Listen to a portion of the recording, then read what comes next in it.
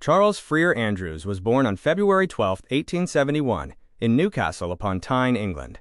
His father was a bishop in the Catholic Apostolic Church in Birmingham. Charles was one of 14 children, and the family struggled financially due to the betrayal of a trusted friend. Growing up in hardship shaped Andrews deeply. He developed an instinctive compassion for the poor and the oppressed that would define his entire life. He underwent a profound religious experience before going to Cambridge and became determined to devote himself to working with the poor and removing the social causes of poverty. At Pembroke College, he earned a first in classics and later a distinction in theology.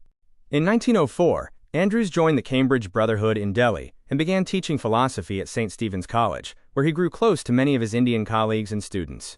Increasingly dismayed by the racist behavior and treatment of Indians by British officials and civilians, he supported Indian political aspirations. He referred to the date of his landing in India as his Indian birthday. India was not just a posting for Andrews, it became his home, his cause, and his soul.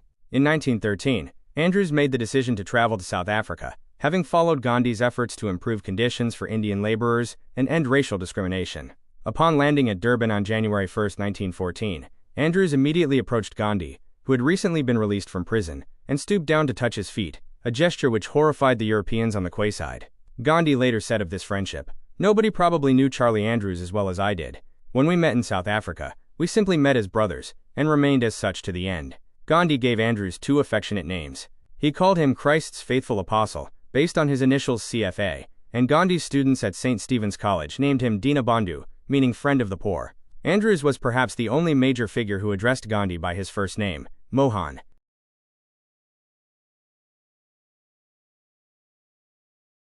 Andrews was instrumental in persuading Gandhi to return to India with him in 1915, following the advice of senior Indian Congress leaders and the principal of St. Stephen's College. Without Andrews, Gandhi's transformative role in India's freedom movement might have been significantly delayed. Andrews settled at the experimental school at Shantiniketan, founded by Rabindranath Tagore, whom he had met in London in 1912. Tagore's calls for social justice and his ideas about the synthesis of Eastern and Western culture strongly shaped Andrews's spiritual and political views. Once, C.F. Andrews, along with Tagore, visited Sri Narayana Guru, the great spiritual leader from Kerala. Afterward, Andrews wrote to the French writer Romain Rolland, "I have seen our Christ walking on the shore of the Arabian Sea in the attire of a Hindu sannyasin." Andrews didn't just fight for India, he fought for Indian people wherever they suffered. Fiji.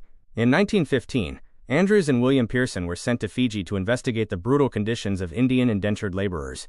Their report on the indenture system led to the end of further transportation of Indian labor to British colonies, and the system of Indian indentured labor was formally abolished in 1920. South Africa. In 1914, Andrews traveled to South Africa to participate in the campaign for Indian rights there, witnessing firsthand the racial discrimination suffered by Indian communities. All India Trade Union. Andrews was elected president of the All India Trade Union Congress in 1925 and 1927. Andrews returned to India for the last time in 1937. In March 1940, he fell gravely ill and was admitted to the Presidency General Hospital in Calcutta. He died there on April 5, 1940, with Gandhi by his side. His last words were, "Swaraj is coming, Mohan. Both Englishmen and Indians can make it come if they will." He was buried in the Lower Circular Road Cemetery, Calcutta, commemorated by his beloved nickname, Dinabandhu. C.F. Andrews was a rare soul, a British man who renounced the privileges of empire, crossed every boundary of race, religion, and nationality, and gave his life entirely to India's freedom and her people's dignity. He proved that justice has no nationality. India did not just accept him as a friend, she embraced him as one of her own.